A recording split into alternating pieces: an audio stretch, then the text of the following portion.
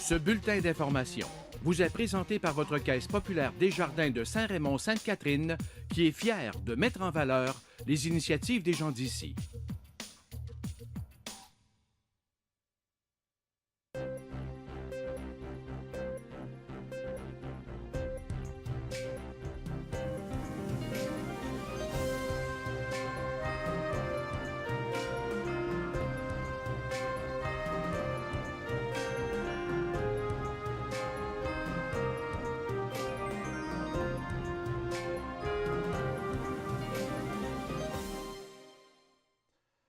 Nous sommes le jeudi 14 septembre 2017. Ici Michel Beausoleil. Voici votre téléjournal communautaire.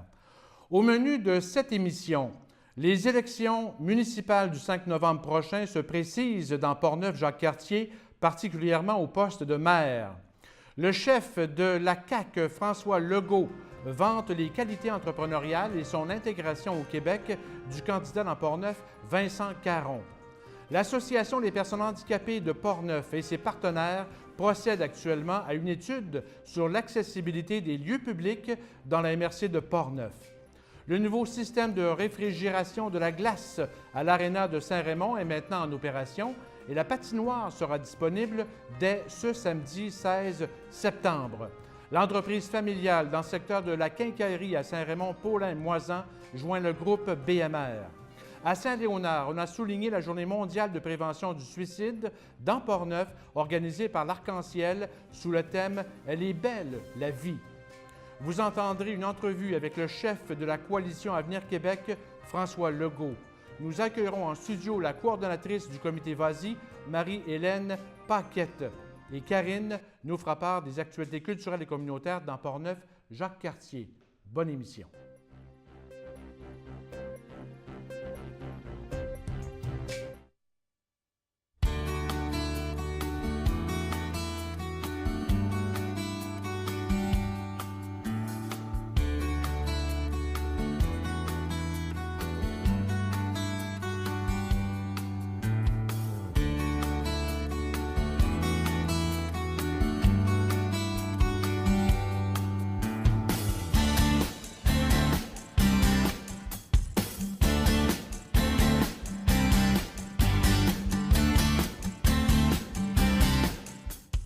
Vous désirez des soins professionnels pour votre peau? Et vous méritez ce qu'il y a de mieux. La Cité du Corps, Institut médico-esthétique, vous offre une gamme de traitements performants, sécuritaires et uniques. Nous vous conseillerons sur les meilleurs produits pour votre peau. Une grande variété de soins sont offerts. Traitements IPL, taches pigmentaires, coupe rose rosacée, épilation laser, détatouage au laser, produits de comblement et botox, injections pour les varices esthétiques et tout ça avec supervision médicale. Pour plus d'informations, contactez-nous.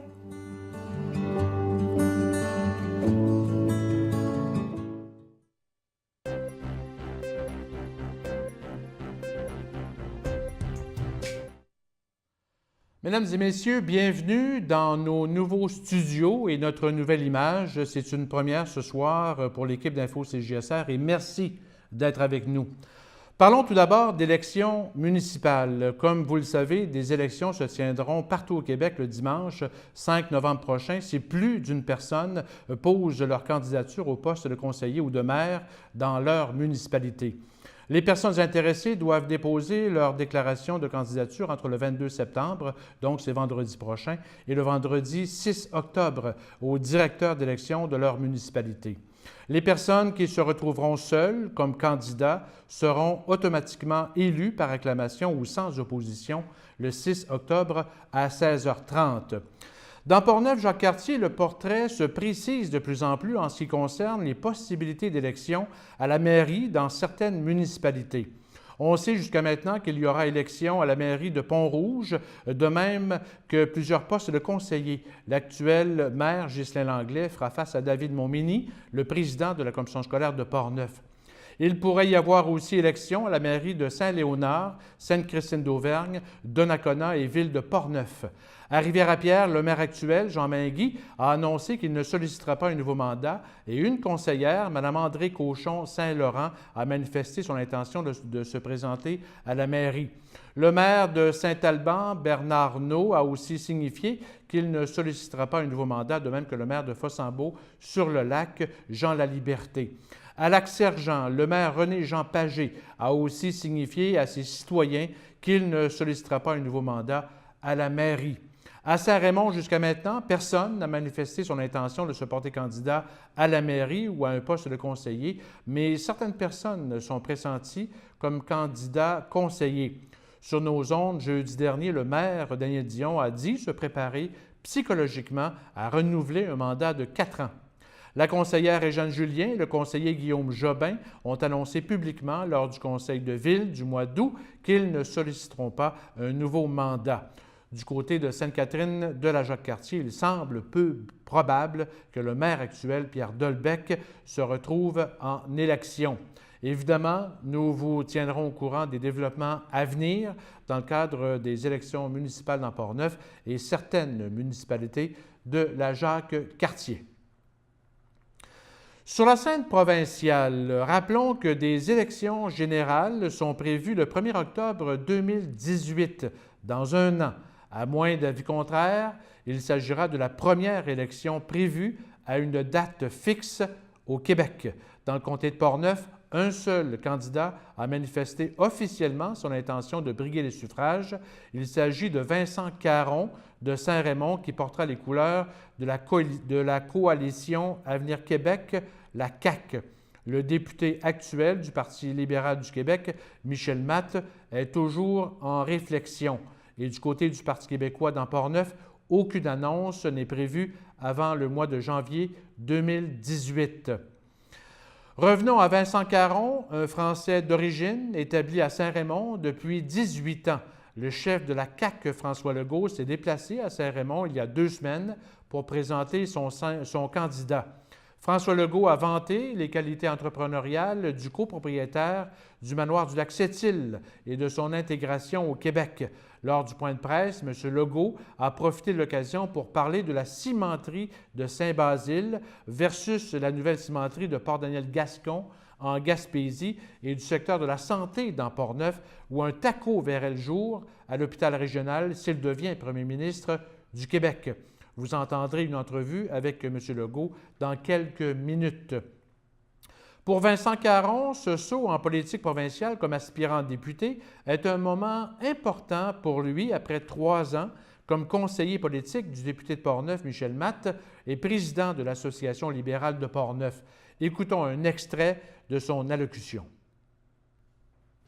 Ne trouvant plus mes valeurs au Parti libéral, j'ai décidé de quitter mes fonctions militantes et celles au bureau du député de Portneuf il y a bientôt 6 mois. Je peux vous assurer que je regarde positivement vers l'avenir. La coalition Avenir Québec propose des mesures qui me rejoignent, comme créer des emplois payants, réduire le fardeau fiscal des familles, favoriser la réussite scolaire. De mon emploi précédent, je retire bien entendu une expérience. En effet, d'est en ouest, du nord au sud, j'ai durant les 3 dernières années sillonné les 18 municipalités du comté de Portneuf. Sans prétention, j'ai l'assurance de bien maîtriser les enjeux qui préoccupent nos concitoyens. Le travail de terrain a donc débuté pour Vincent Caron et l'organisation caquiste dans Portneuf sera connue sous peu. D'ailleurs, l'arrivée de Vincent Caron au sein de l'organisation de la CAQ dans Portneuf il y a 6 mois et sa nomination comme candidat a bouleversé en quelque sorte les visées de l'ex-présidente de l'organisation, Sylvie Asselin, de Saint-Augustin-de-Desmaures, qui souhaitait devenir candidate de la CAQ dans Portneuf. Sylvie Asselin, qui agissait auparavant comme directrice du bureau de comté du député fédéral de Portneuf-Jacques-Cartier, du Parti conservateur du Canada, Joël Godin, s'est sentie trompée. Elle a donc claqué la porte de la CAQ et porte maintenant les couleurs de l'équipe Adrien Pouliot du Parti conservateur du Québec en tant que candidate dans le comté de Louis-Hébert à Québec dans le cadre de l'élection partielle du 2 octobre suite à la démission du député ministre Sam Hamad. Rappelons que Sylvie Asselin a livré une chaude lutte lors de la course à la mairie de Saint-Augustin-de-Desmaures en 2015. Écoutons maintenant une entrevue qu'a bien voulu nous accorder le chef de la coalition Avenir Québec, François Legault, lors de sa visite à Saint-Raymond le mercredi 30 août dernier. Bonjour, M. Legault. Bonjour. M. Legault, vous êtes dans Port-Neuf pour annoncer officiellement la candidature de Vincent Caron, justement, comme candidat pour la CAQ aux prochaines élections en 2018. En fait, comment se fait le choix d'un candidat, en général? Ce qu'on essaie de faire, c'est d'avoir plusieurs compétences différentes qui vont nous permettre, si on est au gouvernement, puis c'est ce qu'on vise, d'avoir les gens qui vont pouvoir occuper les différents postes, faire avancer le Québec. Évidemment, j'ai déjà, puis j'ajoute avec Vincent Caron, un entrepreneur. Je pense qu'on a besoin de beaucoup d'entrepreneurs au Québec. La priorité que j'entends le plus souvent au Québec, c'est l'économie. Puis quand on s'éloigne des grands centres, comme ici dans Port-Neuf, il y a des municipalités dans les 18 là, qui constituent le comté où il y a un problème d'emploi, on manque d'emploi. Donc, et pourtant, il y a plein de potentiel ici, que ce soit dans le tourisme. Puis Vincent Caron connaît ça, puisqu'il y a le manoir du Lac-Sept-Îles. Donc, il connaît le tourisme et il connaît bien les joueurs aussi de la Chambre de commerce, des différents commerçants, entrepreneurs, entreprises de la région. Donc, pour moi, là, ça a été déterminant dans le choix de notre candidat d'avoir quelqu'un qui connaît bien l'économie. Est-ce que votre équipe est complète au Québec actuellement? Non, puis on n'annoncera pas toute notre équipe tout de suite. Il y a des gens qui ont des emplois où ils ne peuvent pas se permettre d'être annoncés, sauf à la dernière minute. Là. Pour l'instant, l'élection est planifiée pour le 1er octobre 2018. Mais je vais continuer. Demain, j'annonce une candidate dans Lotbinière-Frontenac. Donc, j'ai commencé à le faire. Là, on va en avoir une dizaine d'annoncés. Et mais en constituant l'équipe, j'essaie d'avoir des gens qui connaissent l'éducation, qui connaissent la santé, qui connaissent l'économie. Donc, une équipe diversifiée, compétente, des nouveaux visages. Je pense que ce que j'entends aussi souvent, c'est que l'équipe libérale actuelle, il y a 15 ministres qui étaient ministres dans le gouvernement de Jean Charest. Donc, ça fait 15 ans qu'on les voit. Et là, les gens ont le goût d'un changement, du sang neuf. Vous avez fait le lien tantôt entre Saint-Basile et la Gaspésie, du côté de la cimenterie. Si vous êtes élu chef, en fait, et premier ministre, qu'est-ce que vous feriez avec ce genre de projet-là, ou en tout cas de dilemme, si on veut? Ouais, mais c'est un projet, là, qui est strictement de la petite politique libérale. La Caisse de dépôt et Investissement Québec ont investi 600 millions dans une cimenterie pour créer 200 emplois qui, dans le fond, ne sont pas des emplois nouveaux, parce qu'on a 3 cimenteries au Québec, dont une ici à Saint-Basile, qui n'est pas occupée à 100 qu'on aurait pu même agrandir si c'était nécessaire. Mais là, ce qu'on fait, c'est qu'on prend des emplois de Saint-Basile, de Joliette et de Saint-Constant, puis on les déménage en Gaspésie pour gagner des votes.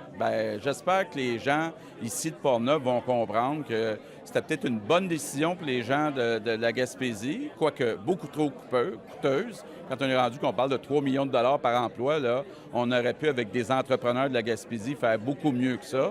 Mais les gens ici de Port-Neuf devraient être choqués de cette décision. Évidemment, il est trop tard. C'est ça. Qu'est-ce qu'on fait avec ça maintenant? On va aider les 3 cimenteries, incluant celle de Saint-Basile, à continuer à développer leur marché pour que ça soit équitable, parce qu'on ne peut pas seulement aider une 4e cimenterie en Gaspésie, mais en même temps, c'est une compagnie privée. On ne peut pas les empêcher de continuer à produire. Et peut-être en terminant, le dossier de la santé, c'est un dossier important dans Port-Neuf. On vous en a parlé. Oui. Vous avez dit tantôt qu'un TACO, si vous êtes élu, pourrait venir à Saint-Raymond? Oui, j'ai rencontré le maire de Saint-Raymond qui me contait des histoires d'horreur. Il y a des citoyens qui, parce qu'ils sont tannés de faire le voyagement à Québec pour obtenir certains services, qui ont carrément abandonné leurs soins. Entre autres, des gens qui avaient des traitements de chimio. Mais là, on nous dit qu'il y a 6 000 actes qui sont faits, qui nécessiteraient un TACO. Il y a des citoyens qui ont fortement contribué au financement du TACO. Donc oui, il y aura, avec un gouvernement de la CAQ, un TACO ici, localement. Mais il y aura aussi d'autres services. On a un hôpital, là, ce qu'on me dit, c'est qu'il y a une bonne partie qui est inoccupée. Et pendant ce temps-là, on ajoute des services ailleurs. en particulier à Québec. Donc, on a besoin de continuer de décentraliser. Puis le gouvernement de M. Couillard, puis spécialement du Dr Barrette, ont vraiment centralisé beaucoup de services, que ce soit les échantillons pour des tests, que ce soit certains services spécialisés. Pourtant, il n'y a pas d'économie à faire à centraliser ces services-là. Puis, pour les citoyens, bien, c'est un voyagement. Là. Je parlais avec une dame tantôt qui me parlait de dialyse. Quand on est obligé d'aller 3 fois par semaine recevoir une dialyse qui dure des heures, bien, c'est intolérable qu'on soit obligé d'aller à Québec. Ça devrait se régler, par contre. Mais juste en terminant au niveau des médecins, oui. Quelle relation, justement, on devrait avoir avec les médecins? Bon. On a 8 500 médecins de famille au Québec pour 8 300 000 Québécois. On peut, avec ce nombre de médecins, donner un médecin de famille à chaque Québécois. Actuellement, il y a un Québécois sur 4 qui n'a pas de médecin de famille. Et encore pire, dans les 76 qui ont un médecin de famille, souvent, ce médecin de famille n'est pas disponible lorsqu'ils sont malades pour les voir. Donc, les gens vont engorger les urgences des hôpitaux. 40 des patients dans les hôpitaux auraient dû être traités dans des cliniques. Donc, il va falloir réouvrir l'entente avec les médecins de famille pour modifier leur mode de rémunération. Puis il faut les payer par patient, puis ils doivent prendre l'engagement de s'occuper chacun d'au moins 1000 patients quand ils sont malades. Et actuellement, malheureusement, les médecins sont payés à l'acte, donc choisissent certains actes, mais ne prennent pas vraiment en charge les patients. Il faut que les Québécois, que 100 des Québécois soient pris en charge par un médecin de famille ou par un groupe de médecine de famille. Et un gouvernement de la CAQ, là, moi, je m'y engage à mettre ça en place dans un premier mandat. Est-ce que c'est une bonne idée de faire des méga-cliniques comme il se fait actuellement? Bien, c'est une façon, dans le fond, de déresponsabiliser les médecins. Dans le fond, les médecins de famille souhaitent que tout le travail, surtout le soir et la fin de semaine, soit concentré dans quelques super cliniques, plutôt que de demander aux 8 500 médecins de famille de chacun faire leur part. C'est de la pression du syndicat des médecins de famille qui veulent seulement faire travailler quelques jeunes médecins dans des super cliniques, mais on n'y arrivera pas comme ça. Il faut que toutes les cliniques, tous les médecins de famille à tour de rôle acceptent de travailler le soir, la fin de semaine, puis de prendre en charge des patients. Dans le fond, les super cliniques, c'est ce que souhaitent les syndicats de médecins pour qu'on libère les autres médecins, mais ça ne fonctionne pas. Il n'y a pas assez de disponibilité, il n'y a pas assez de super cliniques, puis il faut que tous les médecins prennent en charge les patients. Merci, M. Legault. Merci beaucoup. L'Association des personnes handicapées de Portneuf et ses partenaires procèdent actuellement à une étude sur l'accessibilité des lieux publics dans la MRC de Portneuf dans le but de favoriser une meilleure participation sociale des personnes handicapées de Portneuf. On estime que plus du tiers, 35 des personnes de 15 ans et plus, dans la MRC de Portneuf ont une incapacité ou vivent avec un handicap dont quelques 10 touchent la mobilité. 57 des personnes de 65 ans et plus ont de la difficulté à se déplacer. Grâce à une aide financière de 2 000 $ de la Fondation Québec Philanthrope et 2 000 $ du Fonds du 150e du Canada, une chargée de projet a été embauchée au mois de juin dernier pour connaître les principales lacunes ou obstacles que vivent les personnes handicapées pour se déplacer dans les édifices municipaux, les restaurants, institutions financières, lieux de loisirs et autres. De plus, des capsules vidéo seront produites pour sensibiliser la population en général, les gens d'affaires et les élus. On profitera de la Journée internationale des personnes handicapées le 3 décembre pour lancer ce nouvel outil de sensibilisation. Grâce aussi à une subvention de 29 000 $, l'APHP procédera à l'embauche d'un ou d'une chargée de projet qui aura pour mission de sensibiliser le plus d'intervenants possible de la MRC de Portneuf à partir du mois d'octobre prochain jusqu'au mois de juin 2018. On souhaite ainsi faciliter l'intégration des personnes handicapées de Portneuf au travail ou au bénévolat à certains aspects de la vie familiale, dont les funérailles ou aux loisirs, en misant sur l'amélioration de l'accessibilité des lieux publics. La prochaine ou les prochaines démarches de l'Association des personnes handicapées de Portneuf toucheront particulièrement le transport adapté et l'accès à des cuisines collectives. Le nouveau système de réfrigération de la glace à l'Aréna de Saint-Raymond est maintenant en opération et la patinoire sera disponible aux sportifs dès ce samedi 16 septembre. Par contre, les travaux touchant les équipements de chaufferie de l'eau seront complétés dans 2 ou 3 semaines. Selon le surintendant au bâtiment à la ville de Saint-Raymond, Daniel Boucher, les échéanciers et les coûts ont été respectés, se situant entre 900 et 1 million de dollars. Les travaux ont débuté le 7 août dernier. L'ancien système de réfrigération datait de plus de 40 ans et fonctionnait au gaz fréon R22 qui sera banni de tous les arénas au Québec en 2020. On écoute Daniel Boucher.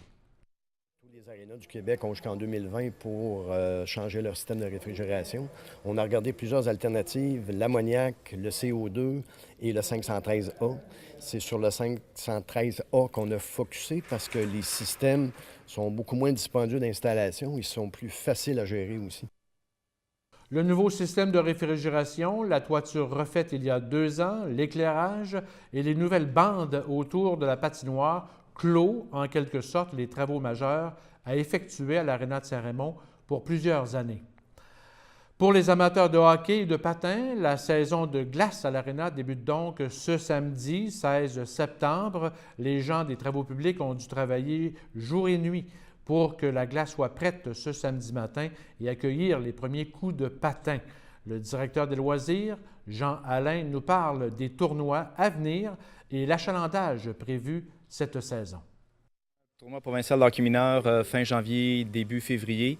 Ensuite, le championnat de hockey adulte toujours à la fin mars et début avril, entrecoupé avec la Coupe Le d'Or qui sont les championnats régionaux à la fin de la saison. Oui, et on parle de combien de joueurs de hockey cette année? C'est un petit peu la même chose que les autres années. Donc, on parle d'à peu près 200 jeunes de hockey mineur, 350 joueurs de hockey adulte. S'ajoute à ça le club de patinage avec environ 50 membres et toutes les activités maintenant scolaires. Ça, c'est nouveau depuis 1 an ou 2, mais on a des jeunes de l'école Marguerite-Duville et de l'école Saint-Joseph qui viennent suivre le programme avec Joey Junot. On a également des équipes du sport scolaire de l'école secondaire Louis-Jobin, dont 2 équipes qui s'ajoutent. Et puis toutes les activités là, de patinage libre et de hockey libre. Les travaux de reconstruction d'un muret de soutènement de la Côte-Joyeuse sont à toute fin pratique terminés et la circulation automobile dans les 2 directions reprend son cours normal ce vendredi 15 septembre. Les gens des travaux publics de Saint-Raymond prévoyaient terminer le chantier à la fin du mois d'août. Les usagers de la route qui voulaient descendre la Côte-Joyeuse ont été contraints de faire un détour par la route des Pionniers, l'avenue Saint-Louis et la rue Saint-Joseph. L'entreprise familiale dans le secteur de la quincaillerie à Saint-Raymond, Paulin-Moisan, située sur la route de la Grande Ligne, change de bannière et joint le groupe BMR après 12 ans au sein du groupe Rona. Selon la copropriétaire Sophie Moisan, les exigences du groupe Rona, maintenant propriété du géant américain Lowe's, ne répondaient plus aux valeurs de l'entreprise familiale établie à Saint-Raymond depuis 55 ans. Aucun changement majeur ne sera apporté au magasin, si ce n'est que la signalisation à l'intérieur du magasin et les affiches extérieures. Les cartes de fidélité et de financement ne seront plus les mêmes. L'entreprise familiale offre du travail à quelques 35 personnes. Le groupe BMR est une filiale de la Coop fédérée, regroupant 300 centres de rénovation et quincailliers au Québec, en Ontario, dans les provinces maritimes et aux îles Saint-Pierre et Miquelon. Les ventes au détail sont évaluées à 1,2 milliard de dollars par année et quelques 8 000 personnes travaillent dans les magasins du groupe qui comprend les enseignes BMR, Unimat, Potvin et Bouchard et AgriZone. Nommée entreprise de l'année lors du concours Les Mercuriades 2017, Groupe BMR fête cette année son 50e anniversaire. À Saint-Léonard, ce dimanche 10 septembre, se tenait la Journée mondiale de prévention du suicide dans Portneuf, organisée par l'organisme en santé mentale L'Arc-en-Ciel, en collaboration avec le Cercle des fermières, le Club de l'Âge d'Or et la municipalité de Saint-Léonard. Sous le thème « Elle est belle, la vie », plusieurs activités familiales et animations, messes, musique, témoignages, prix de présence, jeux et épluchets de blé d'Inde auront permis aux gens présents de célébrer la vie en étant conscient que des proches pouvaient subir des moments de détresse importants. Écoutons le message livré par le coordonnateur du Centre Prévention Suicide pour l'Arc-en-Ciel, Steve Dubois. On se déplace sur le territoire, on va dans une nouvelle ville rencontrer les gens pour rappeler l'importance qu'on est là, qu'on existe, puis qu'il faut venir vers les services si jamais ça n'allait pas bien. Mais en même temps, aujourd'hui, ce qu'on souhaite, c'est surtout avoir du plaisir. On célèbre la vie, on va avoir du plaisir avec vous, la vie est belle. Et je trouvais ça merveilleux déjà quand on a organisé l'événement avec le comité organisateur, à quel point tout le monde était généreux, voulait contribuer, il y avait plein d'idées. Alors les fermières qui veulent qui ont emporté une Catalogne à faire tirer, etc. On aura du beau maïs, on a plein de commanditaires qui nous ont appuyés pour l'événement. Les participants ont été invités à accrocher une feuille avec un message positif sur l'arbre de l'espoir, construit par des gens de l'Arc-en-Ciel et peint par des enfants.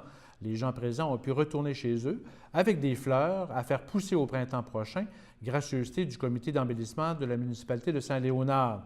Écoutons la porte-parole du comité, Mme Solange Boutin, nous décrire la symbolique de ce geste. On a fait tous des petits sacs de même. Ils ont l'air vraiment tristes. À l'automne, c'est sûr, ça dépérit. Ils ont l'air tristes, ils ont l'air fragiles. Mais par contre, ils sont espérance de vie. Avec de l'amour et des soins, après un dur hiver, elles vont reprendre vie. Et puis, vous allez dire, c'est beau la vie. Et puis, il deviendra un magnifique hémérocal, Stella de Oro, couleur soleil, justement, comme on vient de voir. À tous les jours, on estime que 3 personnes s'enlèvent la vie au Québec. Le comité Vas-y, une organisation communautaire dont le siège social est à Saint-Raymond, a annoncé dernièrement son nouveau service de livraison de repas à domicile pour les résidents de Saint-Raymond qui éprouvent des problèmes de santé ou de mobilité, entre autres. Pour nous en parler, nous accueillons en studio la coordonnatrice du comité Vas-y, Marie-Hélène Paquette. Bonsoir, Marie-Hélène. Bonsoir, M. Boussalet. Vous allez bien? Très bien, merci. Oui, peut-être, Marie-Hélène, tout d'abord, parlons du comité Vas-y. C'est quoi exactement le comité Vas-y? Oui, en fait, le comité Vas-y, c'est un organisme sans but lucratif qui existe à Saint-Raymond depuis 1980. On offre en fait différents services. C'est sûr, notre activité principale, c'est du transport accompagnement vers les hôpitaux de Saint-Raymond et les cliniques privées aussi, dans la région de Portneuf et de Québec. Donc, c'est-à-dire qu'il y a des bénévoles qui peuvent se rendre au domicile des gens et puis les accompagner à leurs rendez-vous médicaux. OK. Ensuite, on a aussi des services qu'on peut accompagner les aînés pour faire leur commission, pour les aider.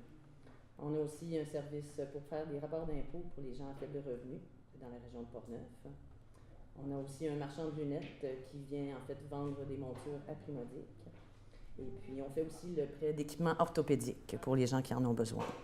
Donc, en tout, c'est une équipe de 2 employés, c'est 7 membres du conseil d'administration et une équipe, une généreuse équipe de 36 bénévoles. 36 bénévoles qui offrent tous ces services-là. Oui. Sûrement pas assez suffisant, on pourrait en reparler. Mais Effectivement. peut-être, vous avez annoncé la semaine dernière, en fait, ou il y a 2 semaines, un nouveau service de livraison de repas à domicile. D'où vient cette idée, justement, d'offrir des repas? Effectivement. En fait, c'est un projet qui a vu le jour suite à une étude qui a été menée dans Portneuf qui s'appelait « Bien vieillir chez soi, mythe ou réalité ». Oui. Donc, suite à cette étude-là, il y a différents besoins qui ont été cités, dont, entre autres, l'accessibilité à des repas équilibrés.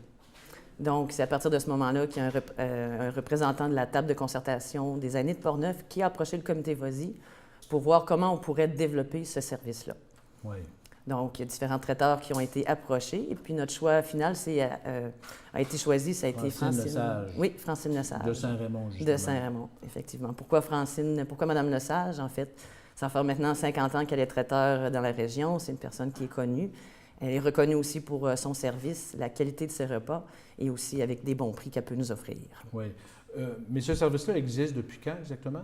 En fait, on a commencé doucement à partir au début du mois de mars pour voir comment on pouvait s'organiser. 2017? 2017, oui. Okay. Et puis maintenant, on voit que l'organisation se fait bien. C'est pour ça que maintenant qu'on l'a fait, on l'a mis en publicité à plus grande ampleur. Vous parliez, je pense, de 500, ça se peut-tu? Repas, oui, déjà maintenant, on a déjà livré 500 repas à domicile. Au moment où on se parle. Au moment où on se parle, effectivement. C'est beaucoup? Vous êtes content? Oui, on est content. C'est sûr qu'on aimerait l'augmenter encore plus, que je vous dirais. Il y a déjà une vingtaine de personnes qui ont eu accès à ces repas-là. Mais le but, c'est plus on va pouvoir aider des aînés, justement des aînés. Ou, en fait, le service, ça s'adresse... C'est ça, oui, exactement. Qui peut justement s'offrir ce genre de service? Comme on dit, les aînés, les personnes qui sont en perte d'autonomie ou les gens qui sont en convalescence suite à un rendez-vous médical, par exemple, à l'hôpital. Ça peut être des gens qui vivent une maladie chronique, des gens qui ont des limitations physiques ou des problèmes de santé cognitive. Le territoire que vous desservez, pour commencer, c'est Saint-Raymond, en fait. Là. Oui, pour commencer, c'est Saint-Raymond.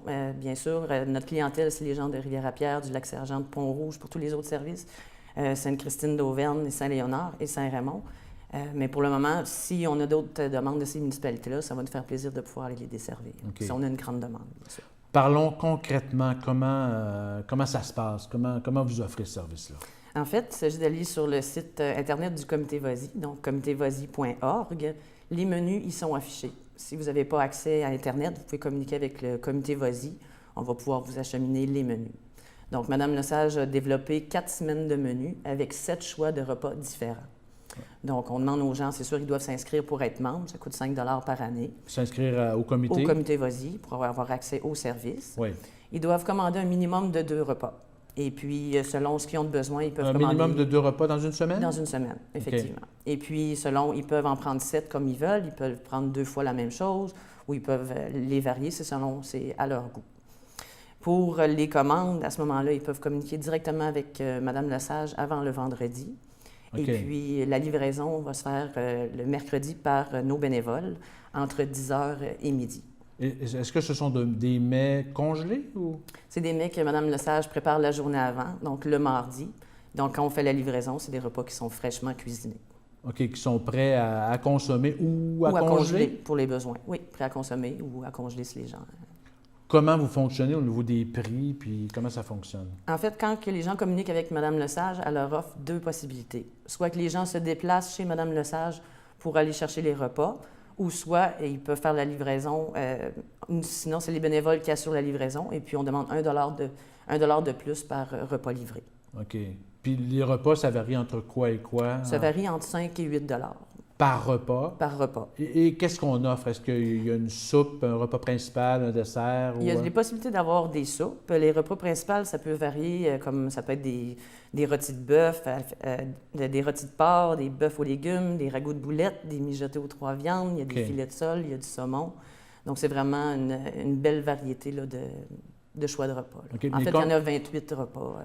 Mais est-ce que les 3... mettons, la soupe, le repas principal et le dessert, c'est compris dans le prix? La soupe, c'est à part. La soupe et le dessert, c'est des prix à part. OK, c'est des prix à part. Le repas principal, vous avez mentionné 5-7 $. Oui. Et comme vous dites, c'est que les gens doivent réserver, en fait, leur repas le vendredi. Le vendredi, oui. Et à partir du mercredi suivant... Nous, on fait notre livraison. Bénévoles vont chez les gens à domicile. Et les repas sont payables à la livraison, en fait. Payable à la livraison. Oui. Et là, évidemment, c'est pas chaud. Il faut s'organiser pour chauffer. Oui, ça peut être soit au four, soit au micro-ondes aussi. Puis ce qui est agréable, c'est que les gens peuvent décider quel jour ils peuvent manger leur repas, selon leur goût, le goût du jour. Là.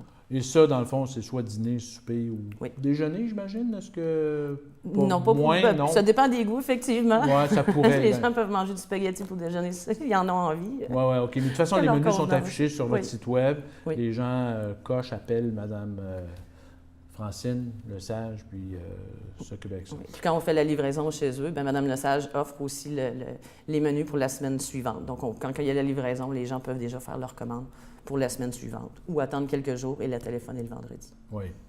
Actuellement, vous avez mentionné que, bon, c'est à Saint-Raymond exclusivement. On parle de quel territoire, là, précisément? On a à peu près 5 km du centre-ville de Saint-Raymond. OK. Mais comme je vous dis, on est ouvert que même si la personne reste à 6-7 km un petit peu plus loin, à avoir la livraison de repas. Quand il y a des besoins, il faut y répondre aussi. Ouais. Parce que l'objectif avec ça, c'est de maintenir les gens à leur domicile le plus longtemps possible aussi, là, avec la livraison de repas.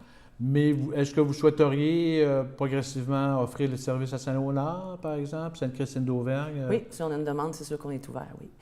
Mais ça exige, j'imagine, plusieurs ventes de repas? Ou? Ça y va selon le nombre de repas. Ça sera à voir selon la demande.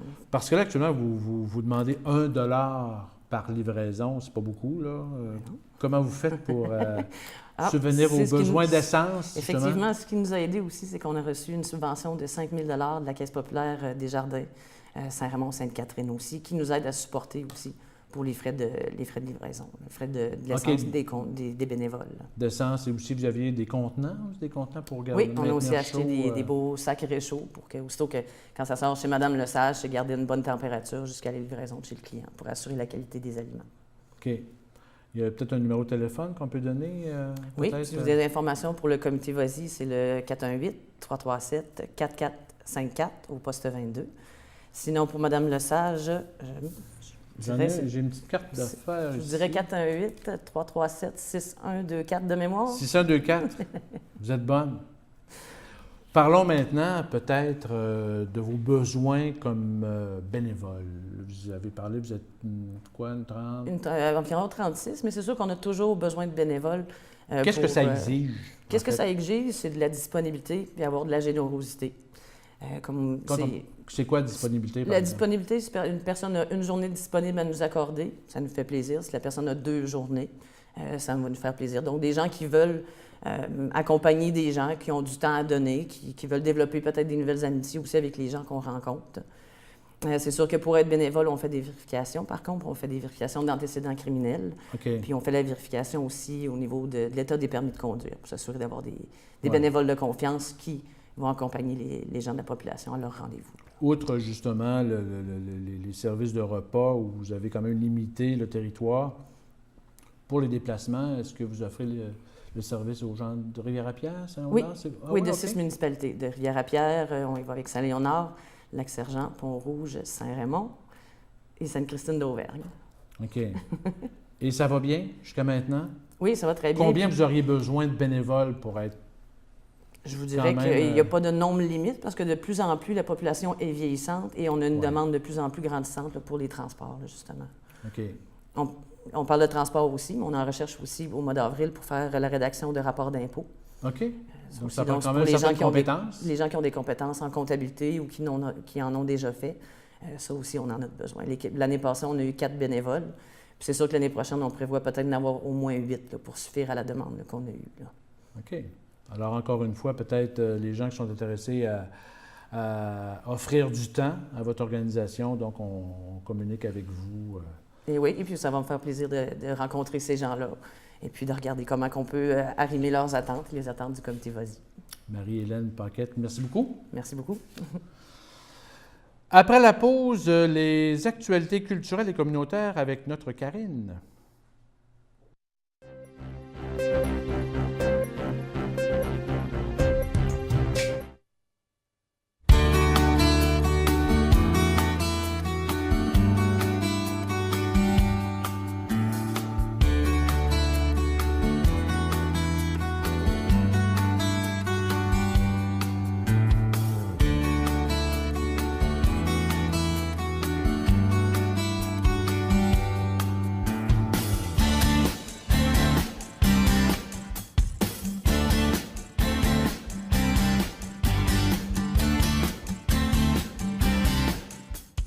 Vous désirez des soins professionnels pour votre peau?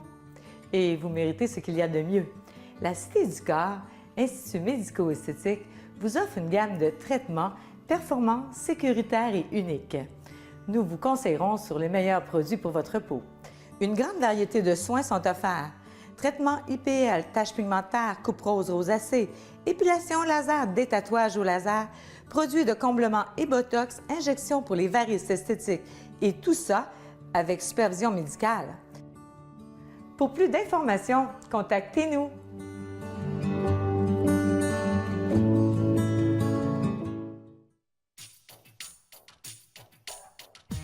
Ce bulletin d'information vous est présenté par votre Caisse populaire Desjardins de Saint-Raymond-Sainte-Catherine, qui est fière de mettre en valeur les initiatives des gens d'ici.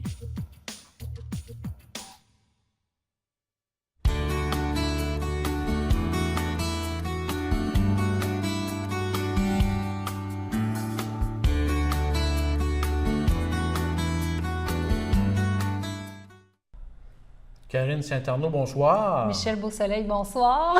Bonne saison, Karine. Merci à toi aussi. Content que tu sois avec nous encore cette saison. Ben oui, ça fait plaisir de revenir. Karine, on parle tout d'abord de la 49e édition de l'exposition commerciale de Donnacona. Franc succès. Vraiment, c'est ça, vraiment un très, très gros succès, en fait, pour justement l'expo commerciale, en fait, de Donnacona, qui s'est déroulée, comme tu le mentionnais, la semaine dernière, donc les 7, 8, 9 et 10 septembre dernier. On estime à environ là, plus de 60 000 personnes quand même qui se sont promenés, qui ont découvert le site, ce qui est environ une hausse de 20 cette année. C'était la 49e édition, comme tu le mentionnais, 49e édition, en fait, qui donne un peu un avant-goût de ce que nous réserve la 50e édition, c'est-à-dire qu'on a fait quelques petites modifications, entre autres la reconfiguration du site. On a fait aussi l'ajout d'une section vraiment agroalimentaire. On a fait aussi, évidemment, on a amené des nouveaux manèges et on a aussi en fait, rajouter des spectacles. Enfin, on n'a pas rajouté des spectacles, on en a mis moins, mais on a fait des plus grands noms au niveau des spectacles. Donc, on parle de 150 exposants qui étaient présents. Et au niveau des spectacles qui étaient offerts, évidemment, au public gratuitement, on parle de Guylaine Tanguay, donc au niveau du country western qui est de retour, l'humoriste P.A. Méthode, aussi le groupe Caïn qui est évidemment toujours très populaire, et Valérie Carpentier, donc la grande finaliste de La Voix. Donc, un événement vraiment qui promet pour l'année prochaine. Oui, mais on peut dire que la gratuité du site des spectacles, c'est vraiment la clé du succès de l'expo commerciale de Donnacona. Exactement. Donc, puis le fait d'année en année, ils augmentent, ils vont aussi selon le goût des gens, selon les commentaires qu'ils ont des gens. Donc, vraiment très à l'écoute de leur public, et puis c'est ce qui fait que ça fonctionne. Donc, ça promet l'année prochaine à surveiller la 50e édition. Puis même les promoteurs devront changer un peu ou améliorer la circulation. Oui, vraiment. Il y a eu un peu de poste à plein, dans le fond, à craquer. Trop de monde, à un moment donné, c'est difficile à gérer. C'est un gros problème. Oui, tout à fait. Mais ça sera justement de reconfiguration, encore une fois, à faire à ce niveau-là pour permettre les allées et venues de manière plus facile à l'intérieur de l'aréna de Donnacona. Oui. Du côté de Saint-Raymond, une deuxième belle année pour le festival La Grosse Bûche. Oui, mais La Grosse Bûche qui avait pris une pause, qui est revenue dans un nouveau secteur de la ville de Saint-Raymond.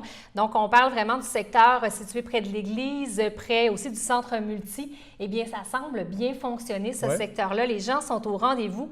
Au programme de la fin de semaine, évidemment, des compétitions forestières, il y avait des expositions d'outils forestiers, l'information aussi sur la foresterie, des spectacles, mais on n'oubliait pas non plus la famille, donc plusieurs activités qui étaient là pour les petits comme pour les grands, donc les jeux gonflables, la petite ferme, du maquillage, des ateliers. Et ce qui était aussi un peu nouveau cette année, c'est qu'on avait la présence du sculpteur Mathieu Gauthier sur le site. Donc, il a travaillé tout le week-end à produire une œuvre de sculpture sur bois. Donc, toujours très intéressant de voir les sculpteurs à l'œuvre et surtout le lien avec justement de la grosse bûche, qui n'est pas juste le travail du bois au niveau industriel, au niveau commercial, mais aussi au niveau artistique. Donc, un volet supplémentaire qu'on ajoute au niveau de la grosse bûche cette année. Beau virage, en fait, du festival à la base, en fait, de la forêt. Puis, je pense que les gens apprécient. Vraiment. Effectivement. Beaucoup d'activités au programme du côté des spectacles. Oui, du côté des spectacles, on surveille Émilie Clipper qui sera au Moulin-Marcoux. C'est vendredi, le 22 septembre prochain. Donc, c'est une jeune auteure, compositrice, interprète qui s'inspire en fait d'une vie de voyage. Donc, elle s'est beaucoup promenée, mais elle a aussi des origines diverses. Donc, elle a une origine partie québécoise, mais partie texane, et ça se ressent beaucoup dans ses compositions, dans ses textes. Elle vient de produire un nouvel album éponyme, donc qui s'appelle Texas Eagle, et les critiques mentionnent qu'on pense qu'elle vient vraiment de trouver sa véritable voix avec cet album-là. Donc, caractéristiques, simplicité, harmonie vocale. Il y a aussi beaucoup de guitare acoustique qui composent ce mini-album. Et évidemment, comme Émilie Clipper a toujours su le faire, c'est vraiment les paroles qui sont à l'avant-plan. The northern lights were a gossamer black, just knocking some stars about. Stars thrown down in shadows where no light ever shone back out. I saw street lamps burning low. I listened to the whispering wind blow. I felt du côté du relais de la pointe aux écureuils de Donnacona, donc il y a une soirée de contes qui est prévue. Ça se déroule ce samedi 16 septembre de 20h à 22h. C'est André Pagé et Michel Gauvin qui vous raconteront des histoires d'hier, mais aussi des histoires d'aujourd'hui. Le tout se déroule sous la forme d'une contribution volontaire, donc les gens donnent le montant qu'ils désirent pour cette soirée-là, qui se promet vraiment d'être riche en histoire et en rire. Rappelons peut-être que la pointe du relais... La pointe du relais aux écureuils, oui, de Donnacona est située dans l'ancienne église de Donnacona du secteur des écureuils, là, pour ceux qui ne le sauraient peut-être pas ou qui l'auraient oublié. Donc, une invitation à découvrir ce lieu-là. À voir. À voir, exactement, et à découvrir. Des événements, parmi les événements surveillés aussi à la Route des Arts et des Saveurs, c'est en fin de semaine. C'est en fin de semaine. On parle d'une cinquantaine d'exposants, en fait d'artisans, d'artistes, autant du niveau culturel qu'agroalimentaire, qui vous ouvrent la porte de leur atelier.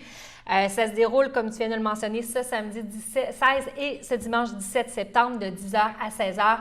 Nouveauté cette année, c'est qu'ils ont fait une espèce de division, en fait, pour faire des parcours. Donc, il y a 2 routes. On vous propose d'un côté la route du fleuve, donc principalement sur la 138, vraiment en partant là, de l'extrême ouest jusqu'à l'extrême est de Portneuf. Et il y a aussi la route des rivières. On mentionne aussi, ce qui est important, 2 endroits phares où il y aura vraiment plusieurs artisans, artistes au même endroit. Donc, du côté de la route des rivières, c'est au Moulin Marcoux de Pont-Rouge que ça se déroule. Donc, quelques artisans qui seront regroupés sur place. Donc, la chance pour les gens de les découvrir. Et sinon, pour la route vraiment du fleuve, c'est du côté du domaine des Trois Moulins de Neuville que vous pourrez rencontrer, encore une fois, artistes et artisans. C'est vraiment une occasion de découvrir les saveurs, mais aussi l'art, la culture de Portneuf. Donc, on rappelle aussi que la visite est gratuite. Et pour ceux qui veulent avoir plus d'informations sur les parcours à suivre, je vous invite à visiter le site web routeartetsaveurs.com tout simplement. La visite est gratuite, mais on peut acheter. On peut acheter, oui, évidemment, les artisans ou même l'agroalimentaire. Donc, il y aura des produits à vendre, des dégustations, des savoir-faire, donc des sculpteurs, des artistes peintres, des tisserands qui seront à l'œuvre tout au long du week-end, qui seront prêts à vous recevoir et qui vous ouvriront vraiment les portes de leur atelier. Donc, on peut vraiment s'offrir une petite route. Exactement, un petit plaisir. 2 jours. Oui. D'autres activités, cette fois, c'est à Deschambault et à Pont-Rouge. Oui, donc il y a encore quelques activités là, dans la programmation de Portneuf culturel. Donc, du côté de Deschambault, ça se déroule au Moulin de la Chevrotière. Donc, c'est une démonstration de forge qui se tiendra de 13h30 à 15h. Mentionnons aussi que actuellement, c'est une période d'inscription. Donc, il y a des cours de forge qui s'offrent à cet endroit-là. Donc, pour ceux ou celles qui voudraient avoir plus d'informations sur les cours ou encore sur la technique de forge et juste aller tâter le terrain un petit peu, je vous invite vraiment à découvrir. Ça se déroule ce samedi. Sinon, du côté de la Maison des Riz de Pont-Rouge, donc il y a un café historique et finissage qui aura lieu. Donc, il y aura une conférence, entre autres, de Christian Denis, conservateur au Musée de la Civilisation, ainsi que Jean-Marie Dussault, qui est un collectionneur et un ancien antiquaire aussi de Deschambault. Donc, ils seront sur place pour animer une table ronde entre collectionneurs d'antiquités. Ça se déroule à 10h30 du côté de la Maison des Riz. On fera aussi l'annonce des gagnants du concours de photos, dégustation de produits du terroir, épluchettes, visite de la Maison des Riz gratuitement. Et c'est la dernière chance de pouvoir voir vraiment l'exposition qui a été conçue sur l'histoire du patrimoine bâti et l'histoire de la ville de Pont-Rouge. Donc, ça se déroule cette fin de semaine du côté de Pont-Rouge. Par curiosité, café historique et finissage, c'est quoi? Finissage, on dit souvent un vernissage pour l'ouverture d'une exposition. Finissage, c'est pour la fin de l'exposition, tout simplement. Donc, comme la maison ferme, c'est vraiment la dernière journée. C'est les dernières journées, en fait, pour découvrir l'exposition actuelle de la Maison des Riz. Parfait. Tu nous offres maintenant des idées de sortie. Oui, idées de sortie. Donc, pour ceux et celles qui, seront peut-être moins intéressés du côté artistes et artisans ou saveurs, il y a aussi d'autres choses qui se passent ou qui veulent compléter leur journée avec des sorties en soirée. Jam de musique traditionnelle qui reprennent du service. Donc, cette fois-ci, ça se déroule ce vendredi 15 septembre à 20h. C'est du côté du relais de la pointe aux écureuils. Donc, comme on en parlait tout à l'heure, c'est vraiment à Donnacona. On rappelle que c'est toujours le 3e vendredi du mois. Il y aura un bar sur place et on offre une première consommation gratuite pour les musiciens qui voudraient se joindre au groupe. L'entrée est gratuite et on rappelle aussi que l'événement est organisé par la Société des arts traditionnels de Portneuf-la-Satrape. Belle occasion de profiter de l'automne. C'est du côté de Cap-Santé cette fois. Oui, pour une 6e année, les tours guidés en calèche qui sont de retour du côté de Cap-Santé. Ça se déroule tous les dimanches entre midi et 15h30. Ce sont des visites d'environ 45 minutes. Évidemment, ça se déroule seulement s'il fait beau à l'extérieur et ça se déroule jusqu'à l'Action de grâce, donc jusqu'au 8 octobre prochain. Les billets sont disponibles à la maisonnette d'accueil juste en avant de l'église de Cap-Santé. 8 adultes, 7 pour les 6 à 12 ans et gratuit pour les moins de 5 ans. Je pense vraiment que ça vaut la peine. C'est une balade aussi qui est animée par des guides assez colorés. Donc, on parle de Basile et Joseph. Qui vont vous offrir des histoires, mais des histoires aussi très, très cocasses. C'est des histoires sur l'histoire aussi de Cap-Santé. Et on mentionne que cette visite s'adresse aux enfants de tous âges, donc enfants de 7 à 77 ans. Vous êtes tous les bienvenus. Et évidemment, on en profite aussi pour rappeler que l'équipe de Tarte en Fête est de retour tout au bout du chemin du Roi à Cap-Santé. Donc, profitez de cette visite-là pour vous ramasser une bonne tarte aux pommes. On est dans la période, c'est le bon moment. Sinon, petite mention aussi, il y a un album photo souvenir de Cap-Santé qui est un nouvel outil promotionnel de la ville de Cap-Santé qui est disponible depuis peu à la maisonnette toujours où vous pouvez vous procurer les billets là, pour la balade en calèche. Mais c'est vraiment un album souvenir, un album touristique en fait de la ville de Cap-Santé et ça s'envole très rapidement. Donc pour les amateurs d'histoire, de photos, c'est le temps d'y aller avant malheureusement qu'il n'en reste plus. Et finalement, tu nous parles de la 4e édition de Saint-Raymond-Ville-Rose. Oui, donc pendant tout le mois d'octobre, et ça pour une 4e année, la ville de Saint-Raymond qui s'illumine en rose en guise vraiment de solidarité envers les femmes atteintes et survivantes du cancer du sein. Ajoutons vraiment à cette 4e édition de Ville-Rose la 3e édition du Souper Rose qui se déroulera. Très populaire. Oui, qui est toujours très populaire. Le 13 octobre, ça se déroule du côté du Centre multifonctionnel Roland-Dion de Saint-Raymond. Et en nouveauté, cette année, il y a une soirée de quilles qui aura lieu le 7 octobre prochain au Salon de quilles de Saint-Raymond. On aura l'occasion de vous en reparler. Pour le Souper Rose, les billets sont en vente dès maintenant, donc il faut faire rapidement. Pour les procurer, en fait, il suffit de vous présenter au Centre multifonctionnel Roland-Dion sur les heures d'ouverture. Lundi au jeudi, 9h à 16h et le vendredi, c'est de 9h à 13h. Et le coût du billet est fixé à 35 $, donc c'est pour encourager vraiment une bonne cause. Rappelons que l'illumination, en fait, de la ville de Saint-Raymond se fait via quelques bâtiments. Donc, on parle du clocher de l'église, le clocher des habitations Saint-Raymond, l'hôtel de ville et le centre multi qui seront tout illuminés de rose et ça durant tout le mois d'octobre prochain. Donc, je vous invite à circuler dans la ville, le centre-ville qui est déjà très, très beau, mais avec cette couleur-là, petite pensée pour les personnes. Exactement. Karine, merci. Merci, Michel. À bientôt. À bientôt. Le comité des fêtes du 175e de Saint-Raymond a annoncé cette semaine les activités qui auront lieu d'ici le 31 décembre, dernière journée de l'année 2017.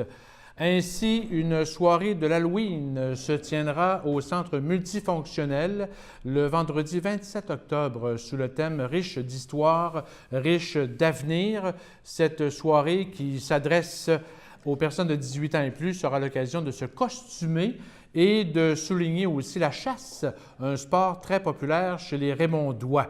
Soulignons que les masques au visage ne seront pas acceptés. L'animation musicale sera assurée par le groupe Tone Call. 500 billets seront mis en vente dès ce lundi 18 septembre prochain au coût de 5 $ à la pharmacie Uniprix. Le lendemain, samedi 28 octobre, le président des fêtes, Philippe Moisan, invite les Raymondois et Raymondoises au bal du maire où quelques 275 personnes vivront une soirée mémorable sous le signe de l'élégance au centre multifonctionnel Roland-Dion.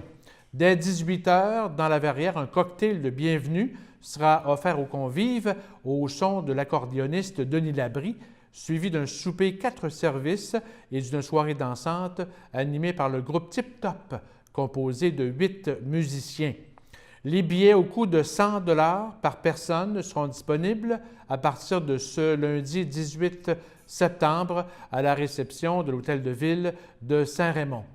Et finalement, on soulignera le 175e de Saint-Raymond sous le thème de l'avenir à la messe de minuit du 24 décembre et les célébrations du 175e de Saint-Raymond se termineront dehors durant la nuit du 31 décembre à la place de l'Église. Le jeudi 31 août dernier, les membres de la Chambre de commerce régionale de Saint-Raymond ont participé à la 2e édition de l'activité réseautage en plein air dans la vallée Bras-du-Nord à Saint-Raymond. Suite à cette randonnée, les dirigeants ont annoncé la programmation des activités à venir et les changements apportés au site Web de la Chambre de commerce. Sur le nouveau site Web, accessible aux appareils mobiles, on retrouve d'ailleurs la programmation complète, le bulletin des membres mis à jour et une infolettre est disponible aux membres et aussi aux non-membres. Le formulaire pour devenir membre de la Chambre de commerce est aussi en ligne. Quant à l'épineuse question de changer le nom de la Chambre de commerce régionale de Saint-Raymond pour la Chambre de commerce du Nord de Saint-Raymond, plutôt du Nord de Portneuf, aucune décision n'est encore prise. Les membres sont invités à répondre à 6 questions dans le cadre d'un sondage qui a pour but de connaître leurs besoins et les façons de se reconnaître au sein de l'organisation qui souligne ses 50 ans en 2017.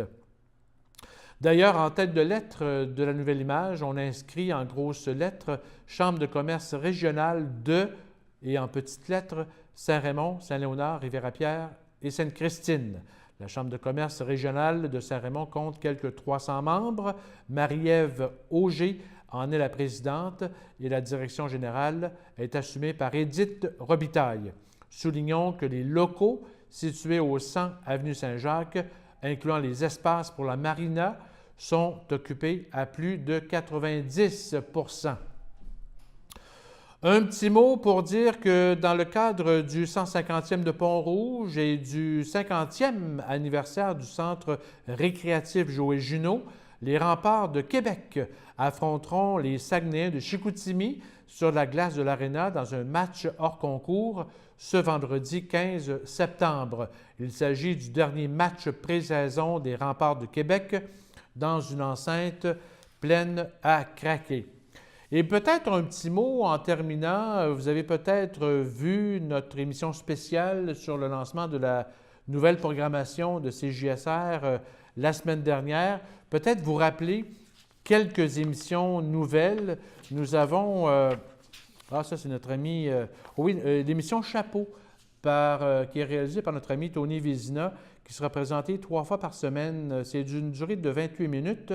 C'est une saveur musicale country western, mais il y a un volet aussi intéressant qui, en fait, Tony s'est promené un peu partout dans la MRC de Portneuf et pour justement aller prendre des images de paysages de gens de la région qui tournent autour du country. Alors, c'est une émission à ne pas manquer, Chapeau.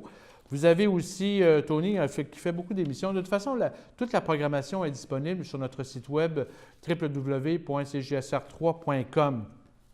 Nous avons Trésor de Portneuf aussi, que notre ami Stéphane réalise, une émission d'une demi-heure. Vous avez, j'ai le plaisir d'animer ou de co-animer une émission sur le Festival de films pour l'environnement avec Léo Denis Carpentier, parce qu'en 2018, on souligne les 15 ans du Festival de films. Alors, c'est une série de 12 émissions où on présente de petits documentaires fort intéressants, justement, qui ont été diffusés depuis 2004 du côté du Festival de films. Nous avons aussi les sports avec notre ami Philippe. Si vous voulez voir du karaté, du bon karaté à la télévision, on en passe régulièrement. C'est à voir absolument. Et différentes émissions, donc, qui sont présentées tout au long de la saison jusqu'aux fêtes. Alors, à ne pas manquer, suivez-nous. Ça nous fait plaisir de vous offrir tout ça. Alors, ça complète donc Info CJSR pour cette semaine. Merci à Karine, merci à Tony, merci à Stéphane et Philippe. Nous vous souhaitons une bonne saison en notre compagnie. Si vous avez des commentaires ou des suggestions, n'hésitez pas à nous rejoindre. La programmation, je vous rappelle, est disponible sur notre site web www.cjsr3.com. Et on se laisse avec des images du Festival forestier La Grosse Bûche. Bonne semaine.